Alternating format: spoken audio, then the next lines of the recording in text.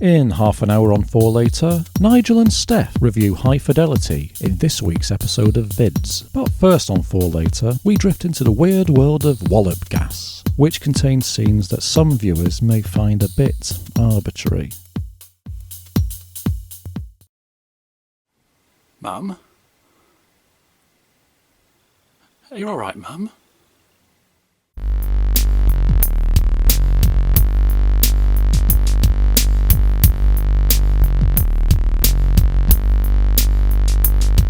I'm Bernard, and today we're in Reddish. We drove down from Keighley and parked on Morrison's. We're here to find the Reddish Library and the old swimming baths. Our journey began at the Bookies, then the bowling green, followed by a brief stop at the Stone Circle. We then walk past the church until we come to the Oldsworth Square for a quick pike at the clock. Here's another angle of the clock. You're walking with Bernard. We're now at the Oldsworth Mill, and by X, someone's in a hurry. As we walk further up the road, we come to another church, and then after that, we come to yet another church. But now we're at our final destinations. There's the library, and there's the old swimming baths. And that's the end of our tour. Thanks for watching. You'll be walking with Bernard. You like rough women, don't you, big boy?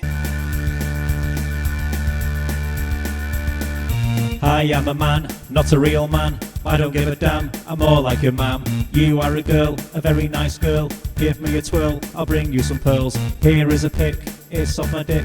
Does it turn you on? My real name is Ron. Never had a date, cause I'm full of hate. Hate for the girls, and because of fools. I am a very strange man. I am a very strange man. I am a very strange man. I am a very strange man, very strange man, very strange man, very strange man, very strange man, very strange man, very strange man, very strange man.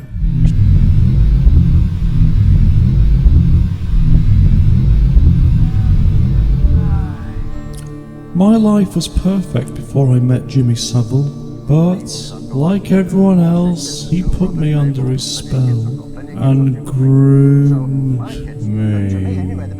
He made me believe that I was his best friend. I still remember the first time he gave me one of his cigars, but then he got me hooked on heroin, and to feed my habit, he had me degrade myself by posing for gay porn photographers, and after that, he started pimping me out to elderly S&M queens to toughen me up. Now listen, Louis, if you can't handle the discomfort, then how can you expect anyone else to? Now continue. Then Jimmy got me hooked on crack, and it was then that I saw that side of him. Whilst on crack, I started to believe that I could be as powerful and as invincible as Jimmy was. There's two sorts of people. There's bad people, right? And there's people who have lost control of their minds, who used to be called mad people. Bad and mad, it's a sort of, it sounds alright. I can take lots of little ones. I can take lots of little ones. I can take lots of little ones. How good is that? No, Louis, it's how's about that then? He brainwashed me into the belief that what I was now doing was okay, as he'd been getting away with it by now for many years. I wasn't sure what I'd experienced. I was just glad it was over. People just want to blame somebody, and they've chosen me, but I'm the real victim here. I can't even go to the gym anymore without the fear of a nonce bashing, but in my defence, Jimmy made me do it. Do it. Do it. Do it. Do it.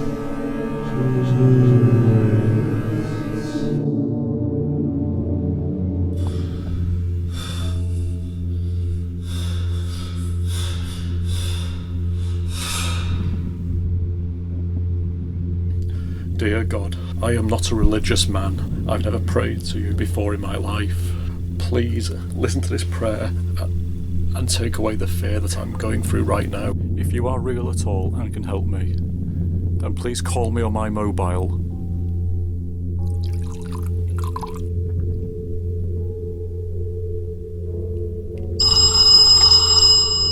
Yes? Oh, hello, is that Jack?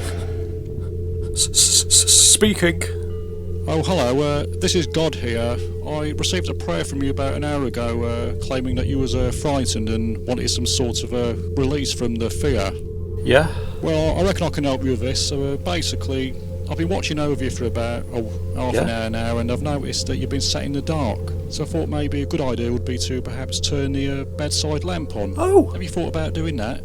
Man, I never thought of that. I've been sitting in the dark all night and wondering why I felt a bit freaked out. But in future, if you are going to pray to me, I'd rather you were to use your prayers for more serious matters rather than trivial things like being frightened of the fucking dark. I promise I won't pray again unless it's absolutely important. Right, well, I'll be off then. Oh, thank you, God. Thanks, bye. Bye. Oh. Now, the point is, if something's wrong in your life, try and find a practical solution to fix it first. Don't just go running to God every time you have a problem. Don't be frightened, handsome. It's me that's going to be sodomised. Ma'am? Tom the Cat. Tom the Cat. Tom the Cat. Hello, I'm Tom the Cat, and welcome to Tom the Cat Reviews. Today it's a toy review, namely this. It's a Mong doll. I've been playing with this all last night actually, and we've had a great amount of fun with this, I have to say, and I think the detail is spot on, Look at that.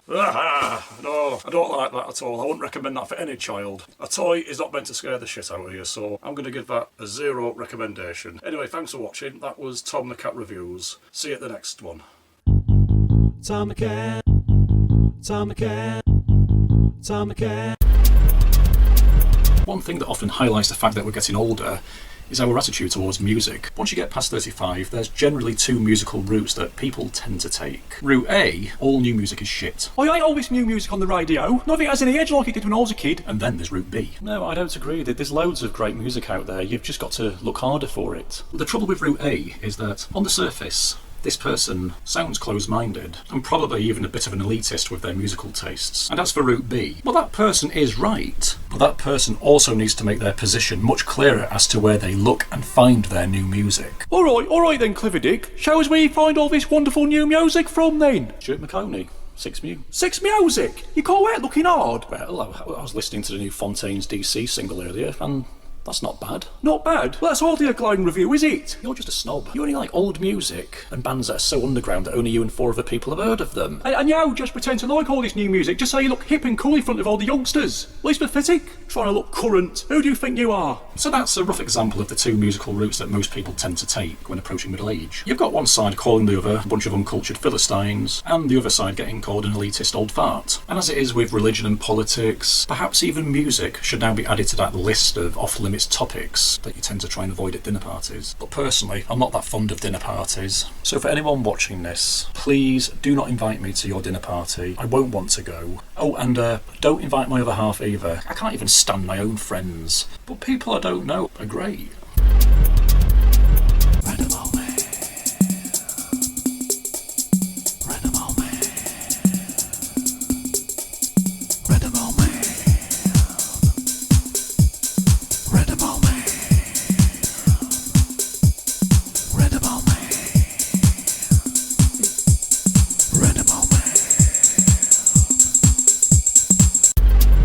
Ma'am, I once knew this bloke called Roy, whose cousin shagged a cat. So I said to him, your cousin shagged a cat? To which he responded, it's not funny. The cat died. Mum, talk to me. Yeah, so I was in Anglesey last... Hello. So I was in Anglesey last week, and so I was in Anglesey last week. The gay village? We don't get our own bloody village, so why should they? Oh God, I think she's dead.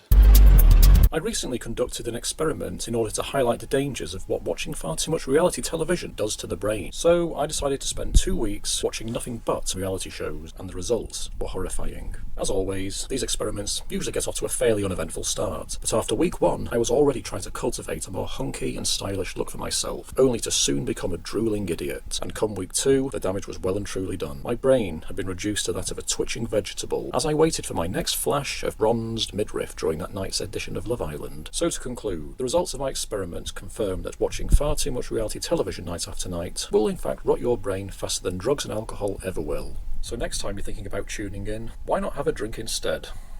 Cheers.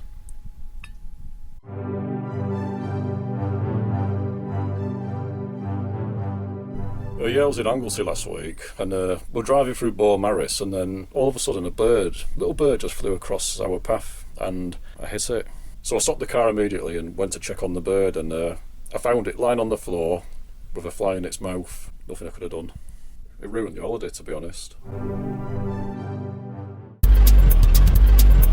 No, I've never heard of Erasure. Any good?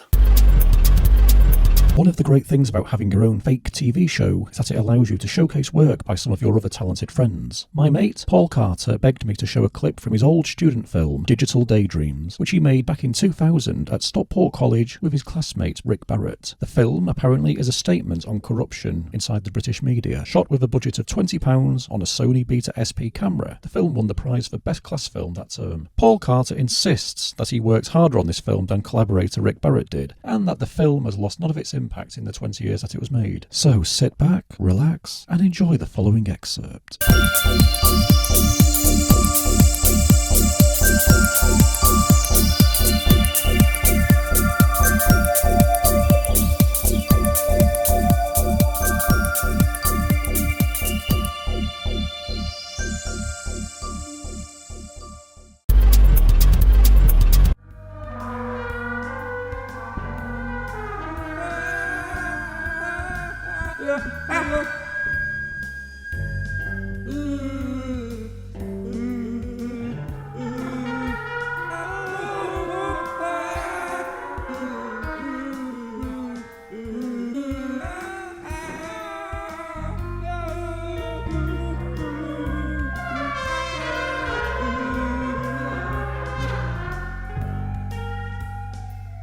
The Jesus and Mary chain, what a cool band. And the way they used to only play 15-minute live sets was really quite subversive at the time. And you can really hear the Velvet Underground's influence in their material, who of course were another great band. Personally, I always thought the Velvet Underground were overrated, just an advert for Andy Warhol's printing firm. The Pixies, now they were cool. Yeah, you know, without the Pixies, there would be no Nirvana. Now why do people always say that? Now aside from it being complete bollocks, who cares anyway? I saw some middle-class white people playing Hungarian folk music in a bar in Chorlton on Saturday night, and I was absolutely blown away. These guys were the real deal for sure. Okay, I probably just need to lighten up a bit, but I just get so irritated by these pseudo-music fans that think reading Mojo or listening to Six Music makes them more advanced than the average Snow Patrol fan. Oh, but I was really gutted when Marquis Smith died.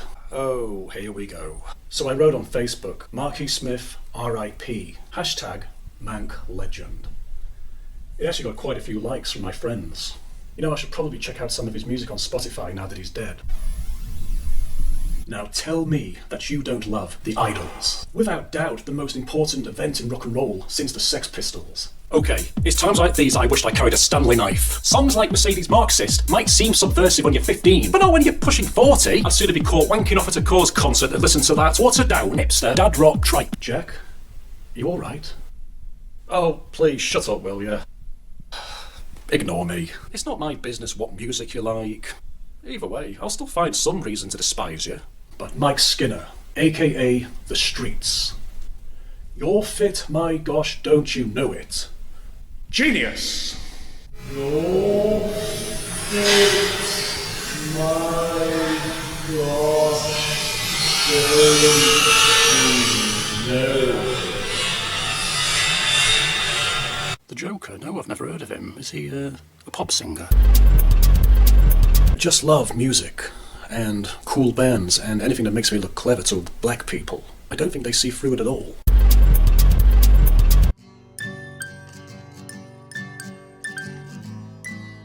Hi, I'm Sebastian, and I volunteer for the West Didsbury Labour Party. In spite of being born into privilege, I still consider myself working class. I posted leaflets recently on a council estate in Stockport, and I didn't feel threatened or scared once. The working class people are the salt of the earth, and we should look after them better than they look after themselves.